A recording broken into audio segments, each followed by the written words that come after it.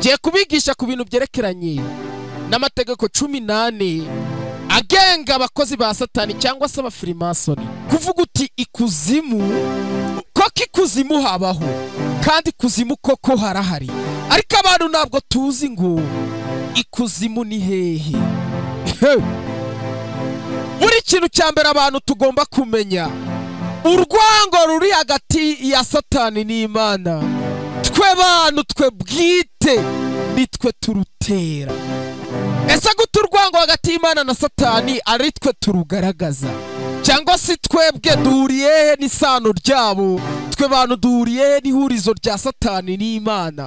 Ibyo bintu kuri twebwe bitureba hiki? Icyo nicyo kintu nshaka kugira uyu munsi tukiganireho. Bantu banje tena, reka twigarukire muri twicarane y'uyu munsi. Twicarane entertainment, nono cyane cyane kuva kuri The Victory Entertainment YouTube channel yacu. Iki kiganiro cya none ntimugicikwe.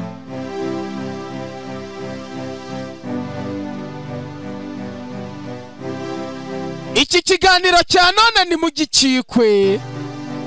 Bantu mudukurikirana buri munsi, iki kiganiro cya none ntimugicikwe. Nkuko bisanzwe murabona uko kuri background yacu bimeze. Uyu munsi ngarutse kubabyira ku mategeko 18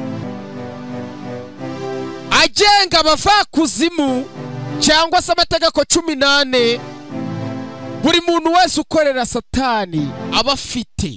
Burano kuvuga uti buri muntu wese, abantu twese twumva ibintu byose ku nkuru, ukumva umuntu arakubari uti kuzimu kizimu, uti Satani niki niki, ukajya ubyumva hanze cyangwa se hirya no hino. Ariko ndagira uyu munsi mbibire kubanga, cyangwa se nubwo nababyira n'amagambo 3 gusa kubyerekeranye n'ibyo ngibyo nkuko tubona kuri background. Ngiye kubigisha ku bintu byerekeranye n'amategeko 18 agenga abakozi ba Satani cyangwa se abafrimasoni.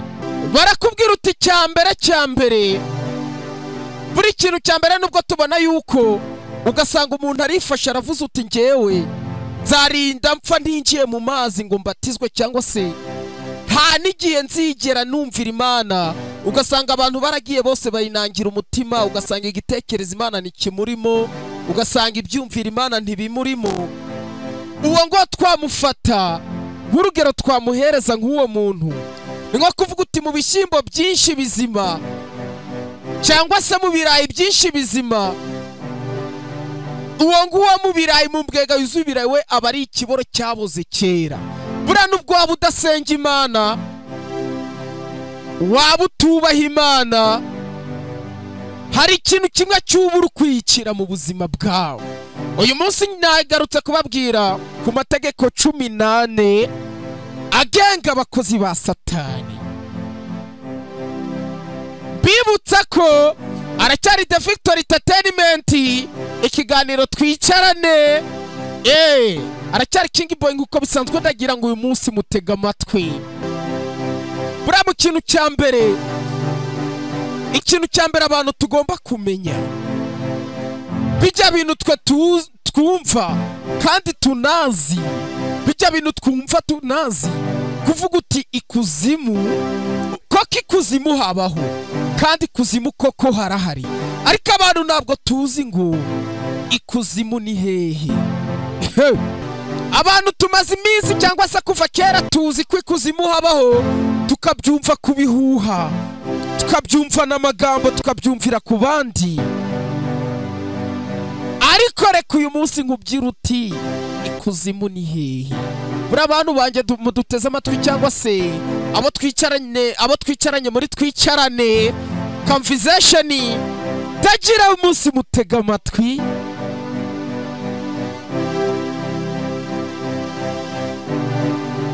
Buriya mureke kwanza manze nababyira, nubwo koko abantu tubona yuko Satani n'Imana bafitanye urwango rukomeye cyane, bafitanye amakimbirane akomeye cyane cyane ku Mana ikaba yanga Satani.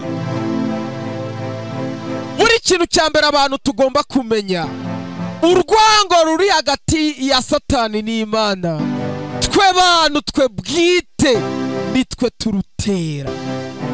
Buriya benshi batangira kwibaza ese kuki bino bintu abivuga cyangwa se kubera ko ari kubivuga, ariko hari ikintu nshatse kugaragaza muri twe bantu duturiye isi.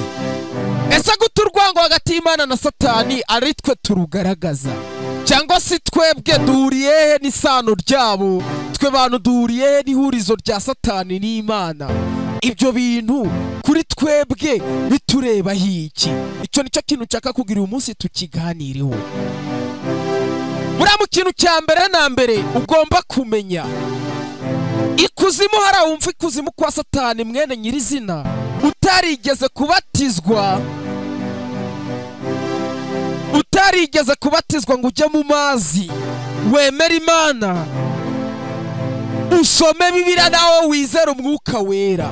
Hari ikuzimu wumva utari wabona, wumva ku magambo cyangwa se ukabyumvira ku matwi, ntiwabasha kuwakandagira.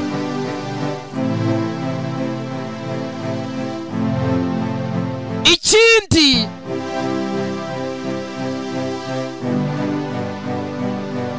mu muryango wawe nta n'umuntu n'imwe wigeze ukandagira ku rusengero. Umuryango wose ari abapagani, nta muntu n'imwe wigeze ukandagira ku rusengero, nta muntu n'umwe wigeze wishyiramo iby'Imana. Wowe ugakenera kurya kwa Satani cyangwa se ugakenera kujya ikuzimu, ntabwo bakwakira. Ndagira ngo mukurikire ikiganiro cyacu mwitonze.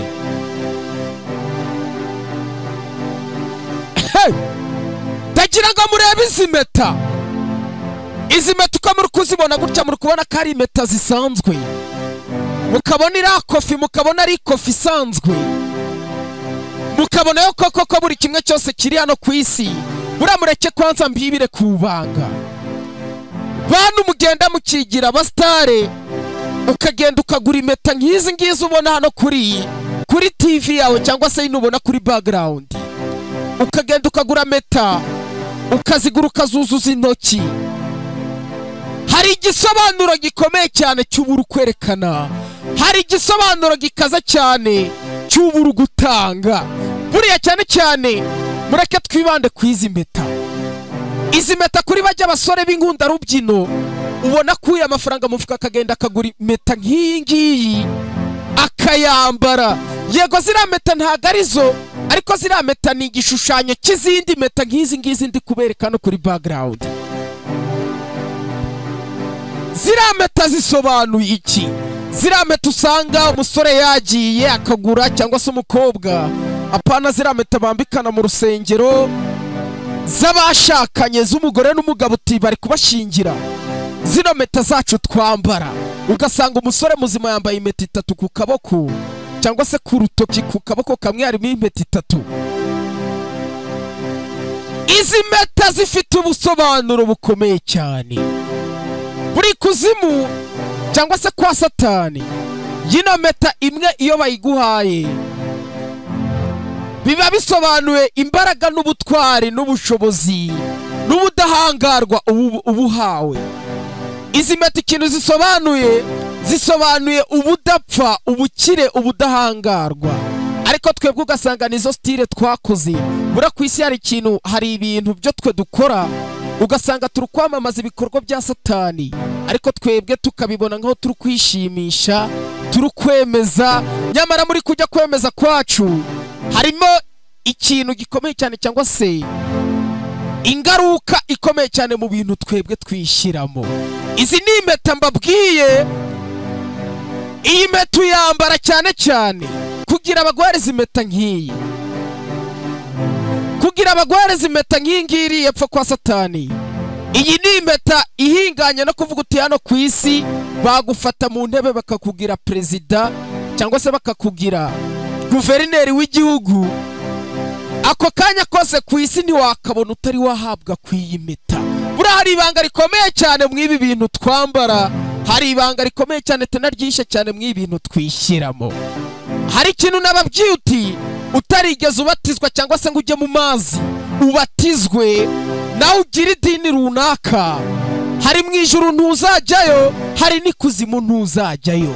uba uri hagati y'igikosi cy'amazi, utari mu ntango, utari ni hejuru, uri hagati gusa. iki gishushanyo bakwereka gutya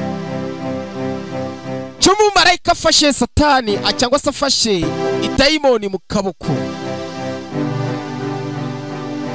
aha ni ibitambo bikuru bikorerwa, aha ni ibitambo bikuru bikorerwa cyane cyane kuri bajya abantu basigaye bafata ibishushanyo, ukagenda ugafata igishushanyo cya Yesu cyangwa se ugafata igishushanyo cyari cyo cyose ugashyira mu nzu ukamanika.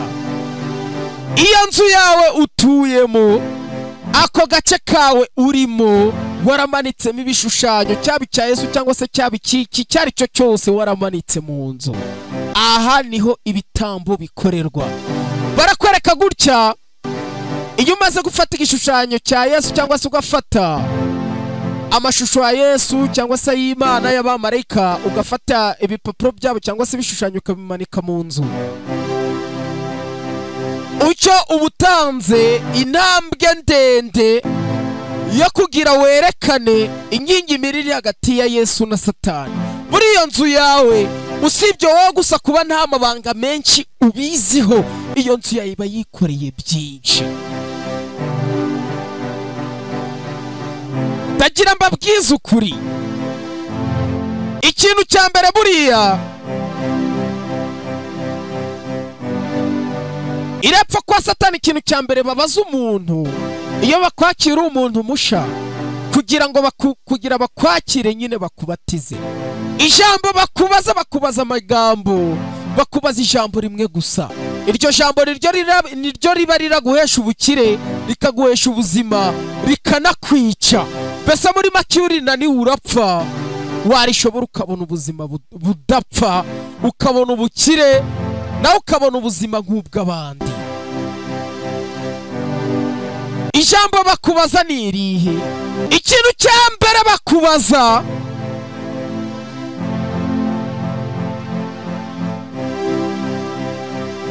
ikibazo cya mbere barakubaza uti, mu buzima bwawe kuva wavuka no mu myaka ugezemo ukunda iki? ikibazo kiba gikenewe hariya ni kimwe gusa. iyo ushubiza igisubizo kidahinganye n'icyo bashaka, ntabwo birirwa bagusubirishamo, ubwo nawe urabyumva bahita bakurya. ntibakwica ngo baguhambe, ntibakwica ngo bagute, ntibakwica ngo bakujugunye, ahubwo barakwica bakakurya. ikibazo cyangwa se igisubizo ugomba gusubiza kugira bakwemerere baguhereze icyo ushaka cyangwa se cyakujyanyeyo. ubwa mbere uravuga uti, ikintu nkunda Imana. buriya umaze kuvuga uti ukunda Imana, uri imbere ya Satani nyir'ubwite, ukamubwira uti njye nkunda Imana. ako kanya bahita bakora ifete y'ikintu gitangaje cyane, kuko baba batsindiye umutima w'umwizera. buriya iyo umwizera umwe, iyo wizera Imana ko kiriya bagatsindira umutima wawe, bakora ifete ihinganye nuko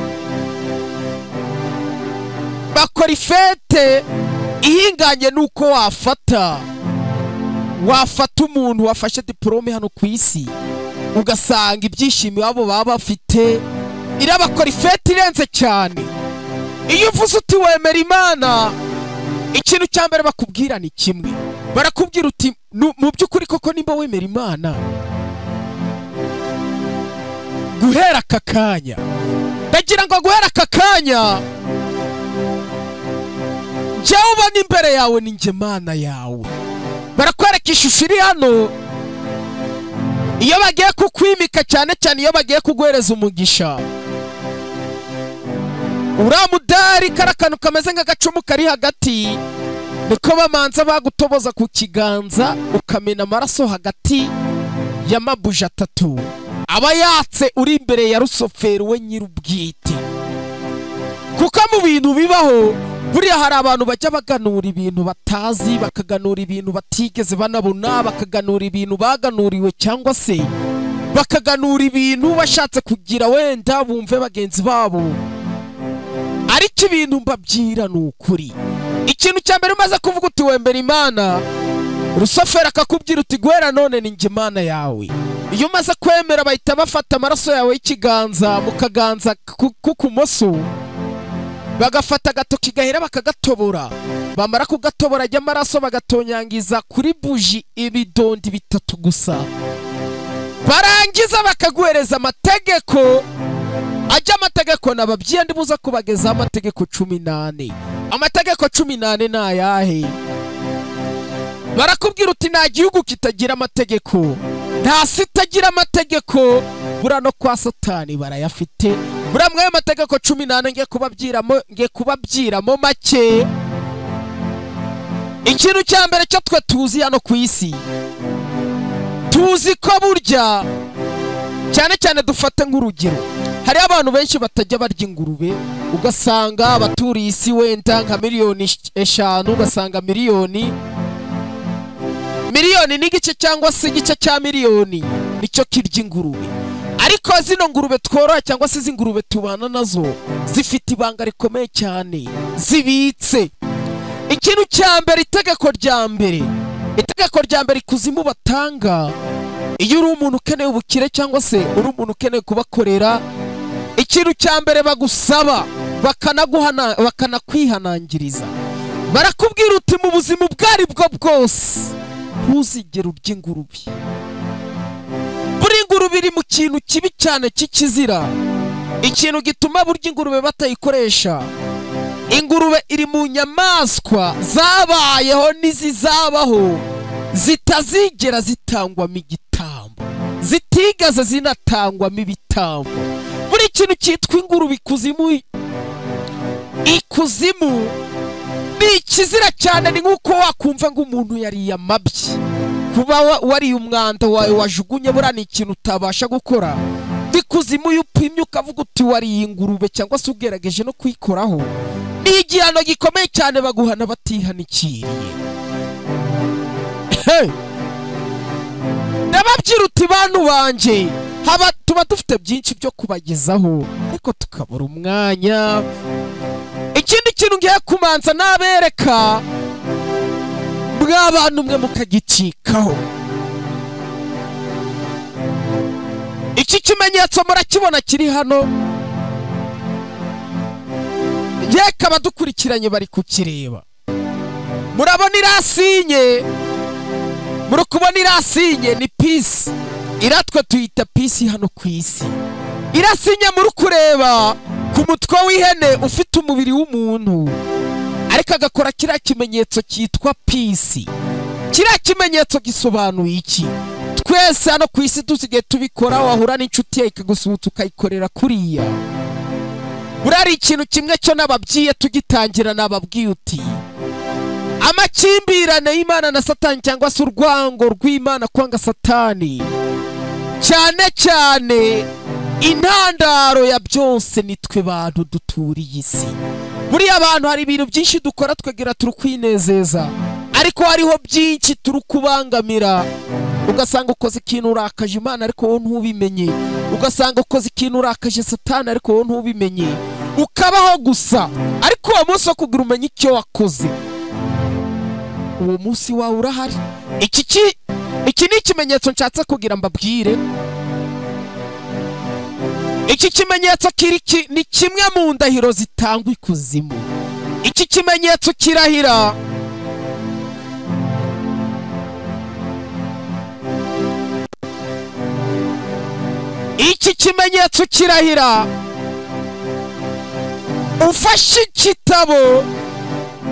ufashe igitabo kiri ikimenyetso cyitwa, ufashe igitabo Bibiliya ariko kiri ikimenyetso kiriho urusobe rwa A na V, hagati harimo G, bisobanuye God with the greatness, Imana ndetse n'imbaraga zidasanzwe. Niyo ndahiro buri umaze gutwarira peace, umaze kuyereka abantu tenano ku isi, uba weretse Satani yuko 5 kwa 5 ibyo ukora byose ibyo urimo byose uruwe nta n'ahandi hantu uzajya.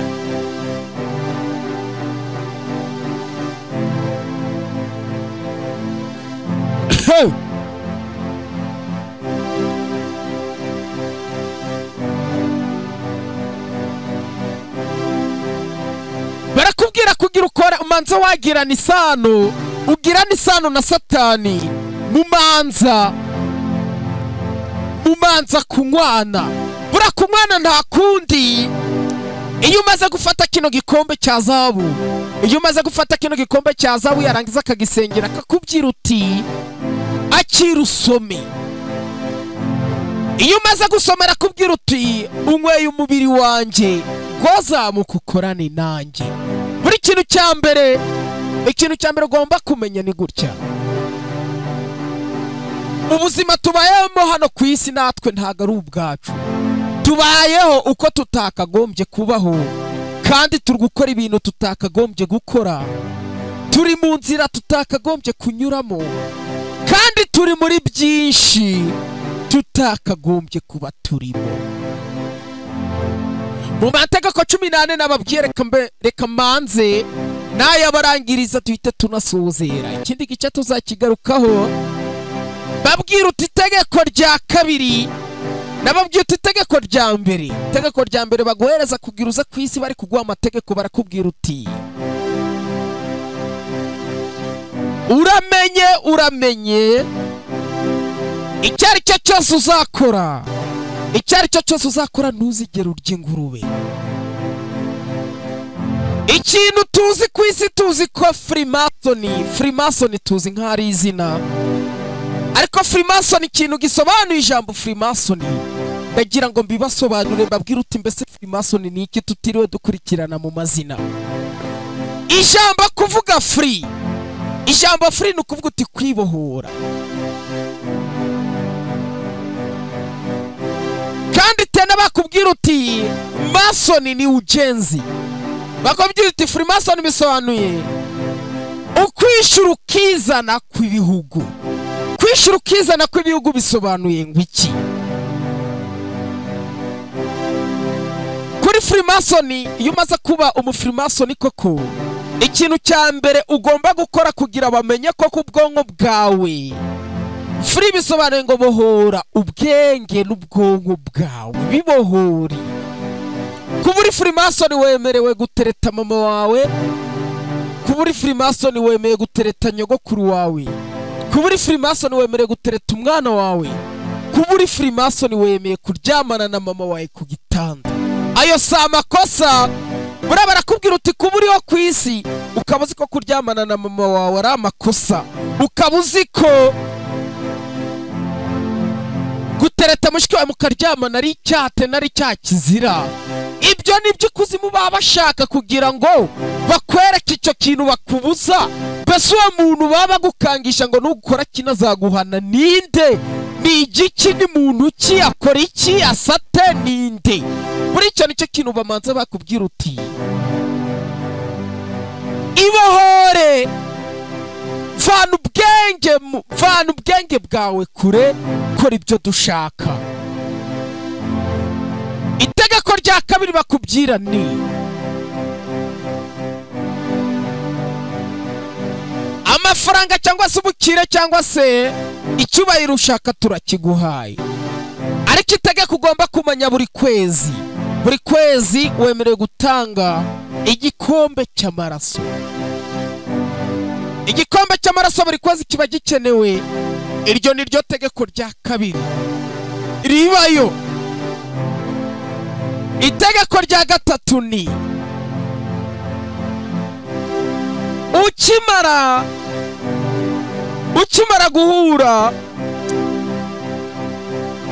guhura n'umukozi wa Freemason cyangwa se ukimara guhura na Satani umaze kwambikwa ikamba nawe nk'umukozi, itegeko rya gatatu barakubwira uti ugomba kurara ku kaburi hagati mu mezi abiri. Amezi abiri ni ukujya ashira uraye, ukajya ucamo iminsi mike ukajya ujya kurara ku kivumu, cyangwa se ukajya kuri simeti, ukajya mu masimetiyeri ukajya kurarayo. buri iryo niryo itegeko rya gatatu utagomba guhindura, utagomba no guca inyuma. Buri itegeko rya kane barakubwira uti ukimara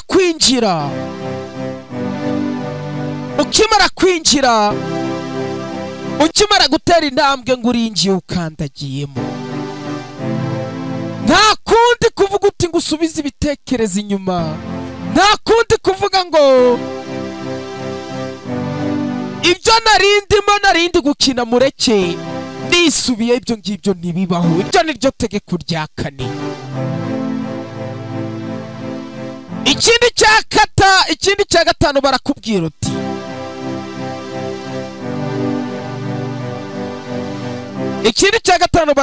itegeko rya gatanu barakubwira uti wowe mu buzima bwawe bwose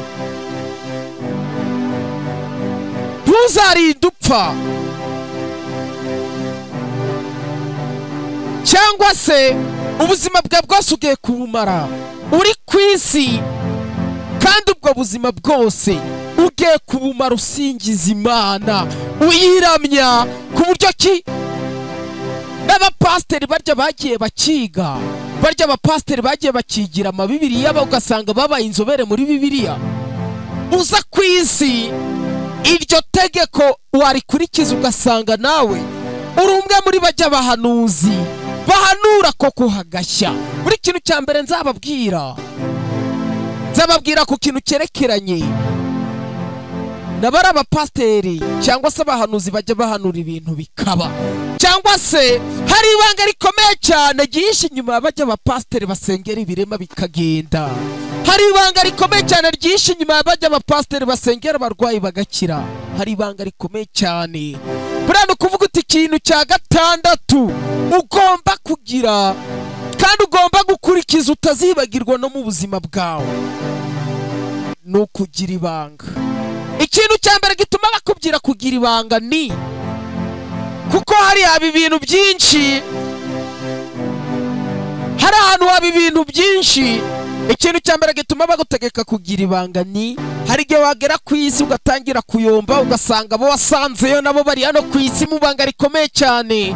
Ariko wowe ikintu uba ugomba kugira ngo umenye ni ukugira ibanga, ukagenda ugatuza ukishyira mu mutuzo nawe ukaba aleze. Apana bijya bintu byo kuvuga uti waba uri hamwe n'inshuti zawe bakakubwira uti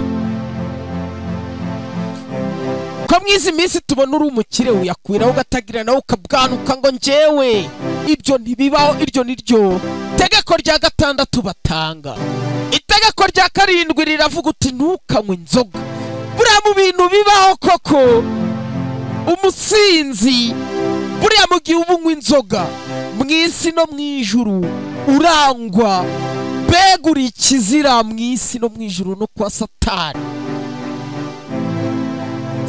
Satani ntakunda abanywa inzoga, Imana ntikunda abanywa inzoga, kuko cyane cyane Satani buratse mbibire kwanza kubanga mbanoshiraho gatoya.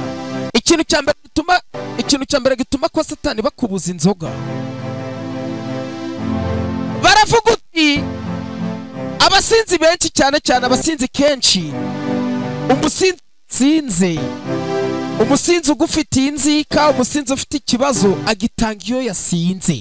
Buriya bakakubwira uti itegeko rya karindwi riravuga uti ntukanywe inzoga, icyo ari cyo cyose uzakora ntugasome ku nzoga.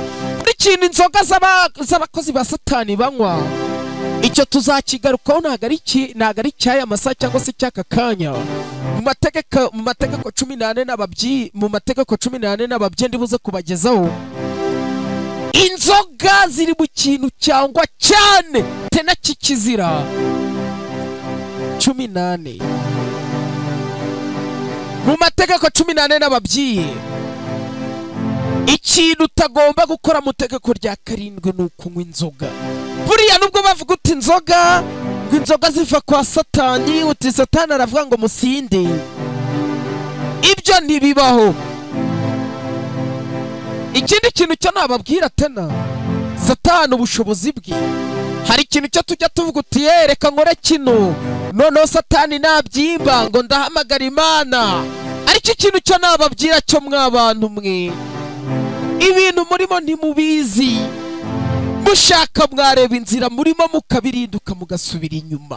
buriya naho waba ugejeje uzi yuko Imana wayikoreye, wamaze kugeza n'amatafari agera no muri ane mu ijuru, ariko nta n'agatonyanga k'umucanga wari wakandagiza mu ijuru. abantu baturiye isi twese aho tuva tukagera dufite ikintu kimwe kiduhuza kitazatuma kandi kizatuma twese tugana inzira imwe.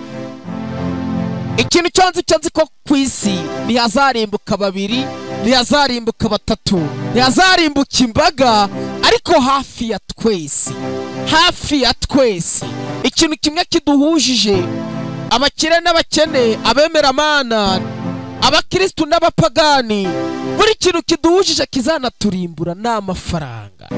burakira kintu cyitwa amafaranga, hari ibanga rikomeye cyane rikiri inyuma, kandi amafaranga ni wo mutego, amafaranga ni wo mutego wacu twe bantu, kandi twamaze no gufatwa. nta kundi kuntu twanawuvamo, ura ni wo mutego twamaze gutegeshwa.